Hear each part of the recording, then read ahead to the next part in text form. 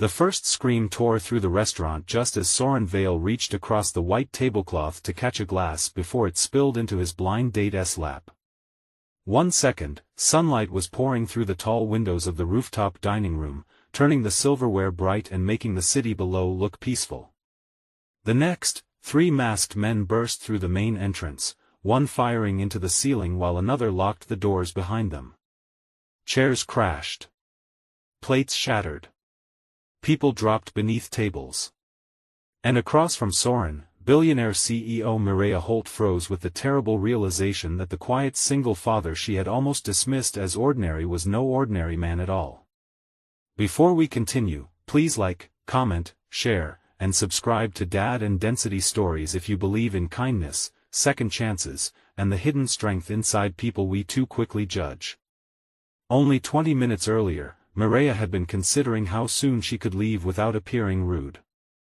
At 38, she had built Holt Aeronautics into one of the most influential aviation technology companies in the country, survived 2 hostile takeover attempts, and earned a reputation for making difficult decisions without blinking. Yet sitting across from Soren made her strangely impatient. He had arrived in a clean but inexpensive navy jacket, driven an older gray sedan, and apologized because the school bus carrying his daughter home had been delayed. Her closest friend had arranged the date, describing him only as a widowed father who worked in emergency planning. Mireya had imagined someone ambitious, polished, and socially effortless.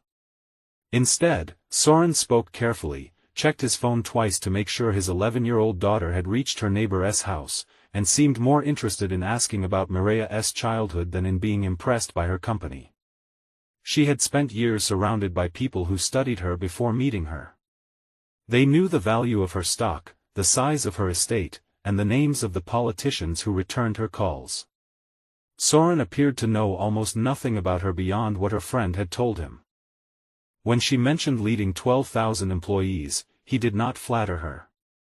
He simply asked whether carrying that much responsibility ever became lonely. The question had unsettled her more than praise ever could. Mireya answered with the polished half-truth she used in interviews, saying that leadership required sacrifice. Soren nodded, but the sadness in his eyes suggested he heard what she had not said. Soren had not wanted to come on the date either. His daughter, Novalai, had practically pushed him out of the house that morning, insisting that 4 years was long enough to live as if happiness had ended with her mother's death. Since losing his wife to an aggressive illness, Soren's world had narrowed to school lunches, late-night fevers, permission slips, grocery bills, and the quiet work of helping Novalai grieve while hiding how deeply he was still grieving himself. He had left a former life behind after the funeral, taking a less visible position consulting on security and emergency response so he could be home each afternoon. Most people saw a tired single dad with careful habits and old scars on his hands. That was exactly how he preferred it. The attack began at 1:17 in the afternoon. The masked man near the entrance ordered everyone to place phones and jewelry on the floor. Another moved toward the private dining section where Mireya and Soren sat. He was carrying a compact rifle, but Soren noticed immediately that his fingers shook against the trigger guard. He also noticed the attackers were not moving like ordinary robbers. They ignored watches, handbags, and cash. Their eyes kept searching the room, and one of them held a printed photograph beneath his sleeve. Soren followed the man's gaze and saw it settle on Mireya. This was not a robbery. They had come for her. Mireya started to rise, but Soren gently pressed her shoulder down and told her to stay beneath the table. His voice had changed. The warmth was gone, replaced by a calm so controlled that it silenced her panic for half a second. He loosened his tie, scanned the exits, counted the attackers, and studied the reflections in the windows to track movement behind him. Mireya stared at him, unable to connect this man with the father who had spent breakfast discussing his daughter's science project. A waiter crawled toward the kitchen and knocked over a metal tray. One attacker spun and fired. The bullet struck the wall inches above the waiter's head. People screamed again. Soren moved before Mireya could understand what was happening. He kicked the heavy table sideways, creating a shield, then crossed the floor low and fast. His shoulder drove into the attacker's knees. The rifle discharged into the ceiling as they fell. Soren trapped the man's wrist, struck a nerve near the elbow, and tore the weapon free with movements that were precise, efficient, and frighteningly practiced. The second attacker rushed him from behind. Soren turned, used the rifle only to block the incoming blow, then drove the stock into the man's chest. The attacker stumbled into a service cart. Glass and silver crashed around him. Soren could have fired, but he did not. There were too many civilians, too many possible mistakes, and too much fear already filling the room. Instead, he moved closer, disarmed the man by hand, and forced him face down on the floor. The third attacker seized Mireia. A gloved arm locked around her throat, and the cold edge of a handgun pressed beneath her jaw. The attacker dragged her toward the eastern windows, using her body as a shield. Mireia's confidence vanished beneath a wave of raw terror. She had negotiated billion-dollar contracts and faced rooms full of men hoping to destroy her, but none of that mattered with metal pressed against her skin. Her hands trembled. Her breath shortened. Her mind filled with unfinished things, an apology she had never offered her estranged mother, an employee she had fired too quickly, the empty penthouse waiting for her, and the awful thought that her life might end beside a man she had judged within minutes of meeting. Soren lowered the rifle and raised his hands. He studied the attacker's stance, the tension in his shoulders, the position of Mireia's feet, and the distance to the nearest column. He spoke quietly, telling the man that the police would already be outside, that hurting her would close every path to escape, and that no amount of money would repair what happened next. His voice was not threatening. It was patient. Almost compassionate. For several seconds, the entire restaurant seemed to breathe with him. Then the attacker's gaze flickered toward the windows. Soren moved. He threw a small metal candleholder, not at the man, but at the glass beside him. The sharp impact made the attacker flinch. Mireia dropped as Soren had silently signaled with his eyes. He crossed the space in 2 strides, caught the gun hand, and twisted it away from her. The weapon fired into the carpet. Soren struck once, turned his body, and drove the attacker against the column hard enough to break his grip. The gun slid across the floor. But the man pulled a knife from his belt. Mireia saw the blade before Soren did. She shouted and grabbed the fallen linen cloth, throwing it across the attacker's face. The distraction lasted less than a second, but it was enough. Soren blocked the knife, took a shallow cut along his forearm, and brought the attacker down. This time, he held him there until restaurant security and police officers stormed through the doors. The entire attack had lasted 4 minutes. To Mireia, it felt like a lifetime. Sunlight still streamed through the windows as if nothing had changed, but the restaurant looked like a battlefield. Water ran from overturned pitchers. White flowers lay crushed beneath shoes. Diners clung to each other, crying. Sirens wailed from the street below. Soren sat against a column while a paramedic wrapped his bleeding arm. He did not look heroic. He looked exhausted. Mireia stood several feet away, unable to stop staring at him. When an officer approached and called him Commander Vale, Soren's expression tightened. Mireia heard fragments as police questioned him. Former tactical rescue leader. Overseas hostage recovery. National Emergency Response Unit. Recipient of a Civilian Valor Medal. He had led operations in collapsed buildings, conflict zones, and mass casualty events. His wife's illness had brought him home, and after she died, he had refused every offer to return to command because Novaline needed a father more than the country needed another decorated officer. The truth changed the way Mireia saw every detail she had dismissed. The inexpensive car was not evidence of failure. He had sold his luxury vehicle to cover treatment costs during his wife's final year. The old jacket was not carelessness, it had been a gift from her before she became sick. The constant phone checks were not weakness, they were the habits of a man terrified of losing the only family he had left. His quietness was not a lack of confidence. It was discipline.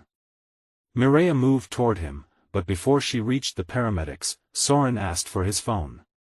His hands shook only when he called Novalai.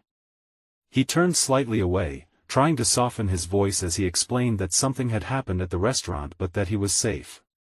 Mireya watched his face change. The warrior disappeared, and the father returned. His eyes filled when he heard his daughter crying. He promised to be home before dinner. He repeated it twice.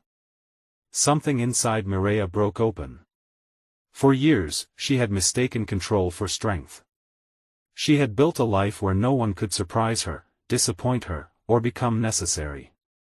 Her father had abandoned the family when she was 13, leaving behind debts and a mother too wounded to recover. Mireya had responded by becoming untouchable. She worked through birthdays, ended relationships before they became serious, and measured people according to whether they could keep pace with her ambition. Soren had walked into lunch carrying none of the symbols she respected, yet when danger came, he had risked everything for people whose names he did not know. At the hospital, Mireya waited while doctors cleaned and stitched the wound on his arm. She could have left. Her security team urged her to return home, and her board members flooded her phone with messages.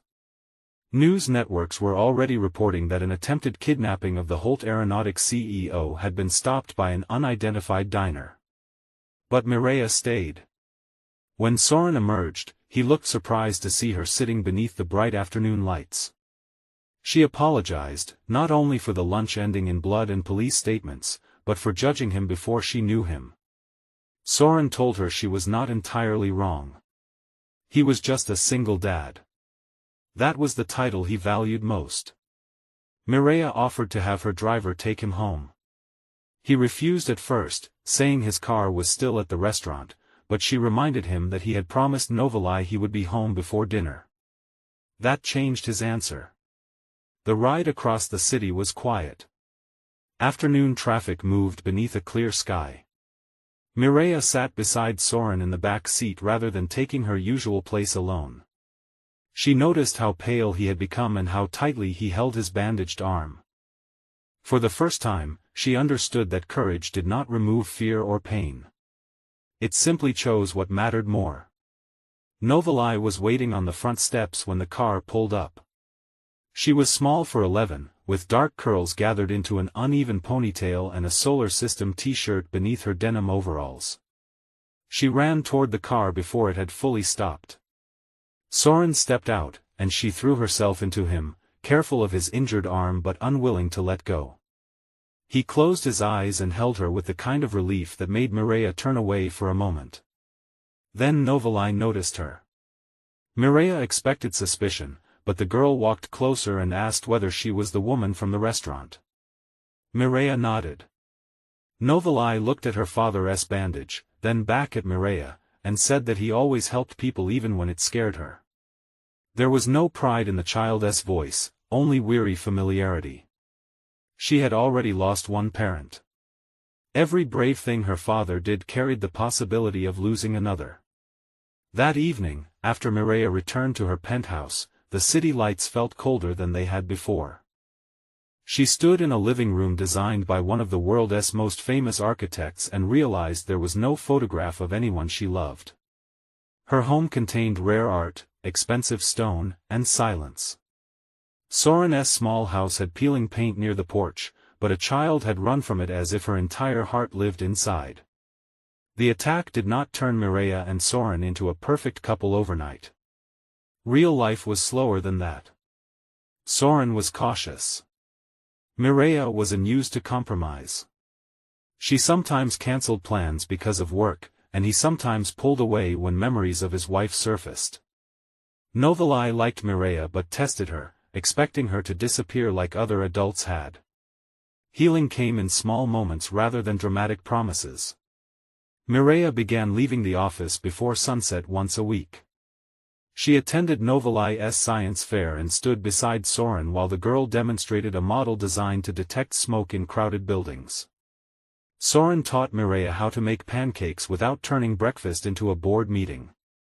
Mireia helped him establish a national foundation that trained schools and small businesses in emergency preparedness, but she insisted his name, not hers, appear on the project. He taught her that leadership meant protecting people, not merely directing them. She taught him that building a new life did not betray the one he had lost. Months later, the attacker's trial revealed that a corrupt supplier had arranged Mireia's kidnapping after Holt Aeronautics uncovered millions in fraud. The danger had been real, but so was the change it created. Mireia restructured her company's security and employee support programs. She personally apologized to workers she had treated as numbers. She reconciled with her mother after 13 years of silence. None of those changes made headlines as loudly as the restaurant attack, but they mattered more. One bright Saturday afternoon, almost a year after their blind date, Mireia stood in Soren's backyard beneath strings of paper stars Novalai had made by hand. There were no reporters, no celebrity guests, and no extravagant decorations. Only a few close friends, sunlight through the trees, and the smell of food cooking on a small grill. Soren gave Mireia a simple ring and asked whether she was ready to build something neither of them could control completely. A family. Mireia looked at Novalai, who was already crying, then at the man she had once mistaken for ordinary. She understood then that ordinary had never meant small. Sometimes the most extraordinary people were those who packed lunches after nightmares, kept promises while carrying grief, and stood between strangers and danger without asking what they would receive in return. If this story touched your heart, please like the video, share it with someone who needs to believe in second chances, and subscribe to Dad and Density Stories. Your support helps these stories of courage, family, and unexpected love reach people who may need them most. And before the story ends, please comment, "True strength is quiet," to honor every parent who carries invisible battles while still showing up with love. Mireia had gone to lunch expecting to meet a struggling single father who might not fit into her carefully designed life. Instead, when fear shattered the room and masks revealed the truth in everyone, she discovered a man who had already lost almost everything and still chose to protect others. Soren did not save her only from the attackers that afternoon. He saved her from the lonely life she had mistaken for success. And in return, Mireia gave him something he had believed grief had taken forever: permission to love the future without forgetting the past. Sometimes a blind date is not merely a meeting between two strangers.